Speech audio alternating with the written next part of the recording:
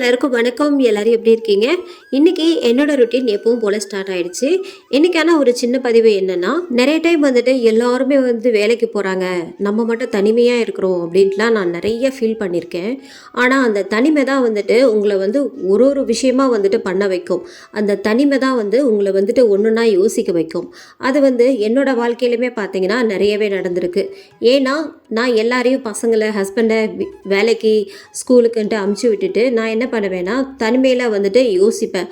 நம்ம இதுக்கடுத்து என்ன பண்ணலாம், இந்த மாதிரி வீட்டு வேலைங்கள்லாம் முடிச்சாச்சு, இனி என்ன பண்ணலாம் அப்படின்ட்டு ஒவ்வொரு நாளும் நான் யோசிச்சுட்டே இருப்பேன். வாழ்க்கையில் ரொம்பவும் அழகானது தனிமை மட்டும்தான். ஏன்னா நம்ம நிறைய பேர்கிட்ட பேசுவோம். அக்கம் பக்கத்தில் நிறைய பேர் ஃப்ரெண்ட்ஸு அந்த மாதிரி நிறைய மொக்க போடுவோம். அப்படிலாம் அது என்ன நடக்கும், அது ஒரு டைம் பாஸாக அந்த நேரமே பார்த்திங்கன்னா போயிடும். நமக்கான ஒரு இதுவை யோசிக்கவே முடியாது. அந்த தனிமை தான் நம்மளை நிறைய யோசிக்க வைக்கும். அடுத்தடுத்து நம்ம என்ன பண்ணலாம், இதை பண்ணலாமா, இல்லை வேலைக்கு போகலாமா, இல்லை இந்த முயற்சி பண்ணலாமா அப்படின்ட்டு நம்மளை யோசிக்க வைக்கும். தனிமை தான் ரொம்பவுமே இருக்கிறதுலே பெஸ்ட்டு. நான் ரொம்பவுமே ஃபீல் பண்ணது என்னென்னா, ஆரம்பத்தில் ரொம்ப ஃபீல் பண்ணியிருக்கேன். நம்ம ரொம்ப தனியாகவே இருக்கிறோம், நம்ம என்ன தான் பண்ண போகிறோம் அப்படின்லாம் நான் நிறைய யோசிச்சிருக்கேன். முக்கியமாக பக்கத்து வீட்லேயோ இல்லை எதிர்த்த வீட்லேயோ நம்ம ஏதாவது போயிட்டு பேசும்போது நம்ம சொந்த பந்தங்கள் இந்த மாதிரிலாம் அவங்கள தவிர்த்து வேறு யார்கிட்டையும் பேசும்போது என்ன ஆகும்னா, நம்மளோட டைம் தான் வேஸ்ட் ஆகும். அது நம்மளை யோசிக்கிறதுக்கு எந்த ஒரு முயற்சிக்கும் கொண்டு போகாது. அது வேஸ்ட்டான ஒரு டைம். அதனால் தனியாக இருந்து எந்த ஒரு இதுவானாலும் நம்ம யோசிக்கிறதுக்கு தனிமைப்படுத்திக்கிறது அப்படின்றது ரொம்பவுமே நல்லது. ஆனால் எப்போ பார்த்தாலுமே போய் பேசணுன்ற அவசியம் கிடையாது. பேசலாம், ஆனால் குறைவாக பேசணும். நம்ம அதிகமாக போயிட்டு எதுவுமே பேசக்கூடாது, அங்கேயே போயிட்டு செட்டில் ஆகிடக்கூடாது, அந்த மாதிரி இருக்கக்கூடாது.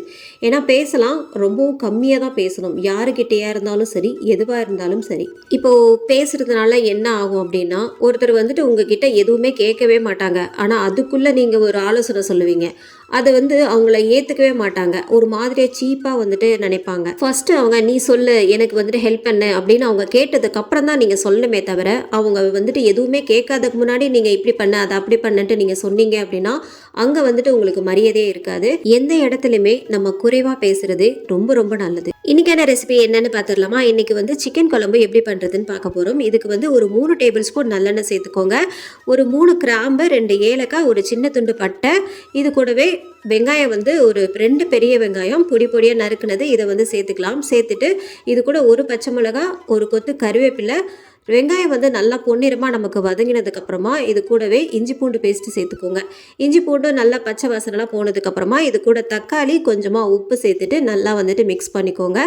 தக்காளி வதங்கிறதுக்கு நம்ம எப்பவும் போல் தக்காளி வதக்கிட்டே இருக்க வேண்டாம். இதில் ஒரு மூடி போட்டு ஒரு 5 நிமிஷம் அப்படியே விட்டோம் அப்படின்னாலே தக்காளி சூப்பராக வதங்கிடும்.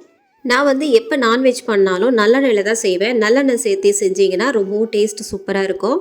இப்போ நம்ம தக்காளி நல்லா வதங்கினதுக்கப்புறமா நான் 1 கிலோ சிக்கன் எடுத்துருக்கேன். இப்போ இது எல்லாத்தையும் சேர்த்துட்டு கொஞ்சமாக மஞ்சத்தூள் சேர்த்துக்கலாம். சேர்த்துட்டு இதை நல்லா மிக்ஸ் பண்ணிக்கோங்க. மிக்ஸ் பண்ணதுக்கப்புறமா நம்ம ஒரு மூடி போட்டு மூடி வச்சிடலாம். உடனே நம்ம மசாலாலாம் சேர்க்கக்கூடாது. இதில் மூடி போட்டு வச்சிட்டோன்னா சிக்கன்லேயே பார்த்தீங்கன்னா நமக்கு தண்ணி விடும். அதுக்கப்புறம் தான் கொஞ்சம் நேரம் வேக விட்டதுக்கப்புறம் தான் நம்ம மசாலா சேர்க்கணும்.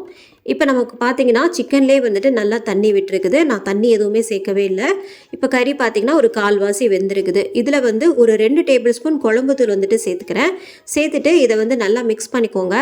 இந்த மாதிரி நல்லா மிக்ஸ் பண்ணதுக்கப்புறமா இப்போ இது கூடவே தேவையான அளவுக்கு தண்ணி சேர்த்துக்கலாம். உங்களுக்கு எந்த அளவுக்கு தேவையோ அந்த அளவுக்கு சேர்த்துக்கலாம். சேர்த்துட்டு நம்ம சிக்கன் நல்லா வேகணும் இல்லையா, அது வரைக்கும் மூடி போட்டு வச்சிடலாம்.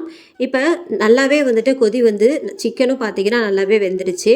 இதில் ஃபைனலாக நம்ம தேங்காய் அரைச்சி ஊற்றிக்கலாம். நான் ஒரு அரை மூடி தேங்காவை நல்லா ஃபைன் பேஸ்ட்டாக அரைச்சி வச்சுருக்கேன். இப்போ இதில் சேர்த்துக்கலாம். சேர்த்துட்டு இந்த தேங்காய் ரொம்ப நேரம் கொதிக்கக்கூடாது. நம்ம ஒரு 5 நிமிஷம் மட்டும் கொதிக்க விட்டால் போதும்.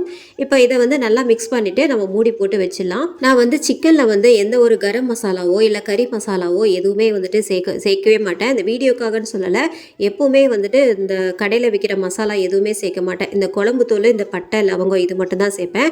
அவ்வளோதான், நமக்கு சிக்கன் குழம்பு ரெடி ஆயிடுச்சு. ஃபைனலாக கொஞ்சமாக கொத்தமல்லி சேர்த்துக்கோங்க.